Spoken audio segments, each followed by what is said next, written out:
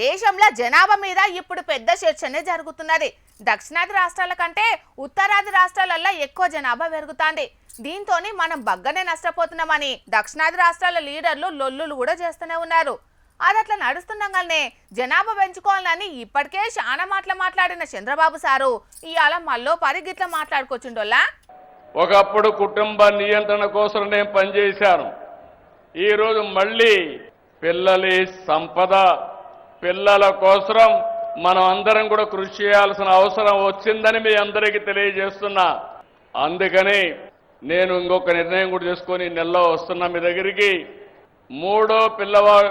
మూడో చైల్డ్కి 30,000 రూపాయలు పుట్టిన వెంటనే ఇస్తాం.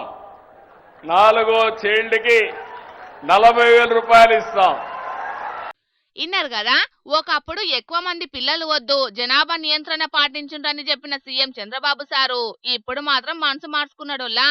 మారుతున్న కాలానికి తగ్గట్టు ఖచ్చితంగా జనాభా పెరగాల్సిందే అంటున్నాడు. 3 కాదు 4 కన్నా మంచిదే, వాళ్ళందరికీ సౌలతులు చేసే బాధ్యత రాష్ట్ర సర్కారే తీసుకుంటదని కుండబద్దలు కొట్టినట్టు చెప్తున్నాడు.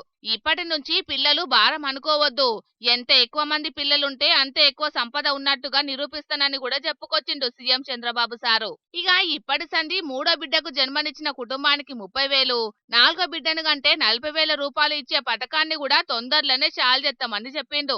ఇట్లా చెప్పుడే కాదు, ఇది మంచి నిర్ణయమేనా అని అక్కడున్న జనాలనే అడిగింది. ఇట్లా ఇది కరెక్ట్ అయిన నిర్ణయం అని మిమ్మల్ని అడుగుతున్నా.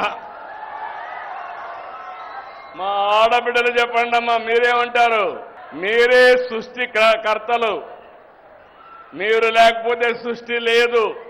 శ్రీకాకుళం జిల్లా నర్సన్నపేట పట్టణంలో జరిగిన స్వచ్ఛాంధ్ర స్వర్ణాంధ్ర కార్యక్రమంలో పాల్గొన్న సీఎం చంద్రబాబు సారు ఆడబెట్టిన మీటింగ్ లా ఇట్లా మాట్లాడుకొచ్చిండు. తల్లికి వందనం కిందేస్తున్న 15,000 రూపాయలను అవసరమైతే ఇంకింత పెంచే ఆలోచన కూడా చేస్తామని చెప్పిండు.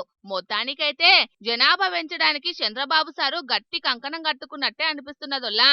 ఈ నడుమ ఛాన్స్ దొరికినప్పుడల్లా జనాభా పెంచాలని అంటున్నాడు. జనాభా పెంచి ఉత్తర భారతదేశంలో ఉన్న రాష్ట్రాలతోటి పోటీ పడాలని అనుకుంటున్నాడు. కానీ చాలా మంది జనాలు మాత్రం 2 పిల్లలు మాత్రమే ముద్దు అన్నట్లు ఒకరు లేదా 2 కంటున్నారు. మరి చంద్రబాబు సారు పదే చెప్తున్నాడు కాబట్టి రాబోయే రోజులల్లా ఎవరన్నా 3 పిల్లల్ని కంటారో ఎట్లనో చూడాలిగా.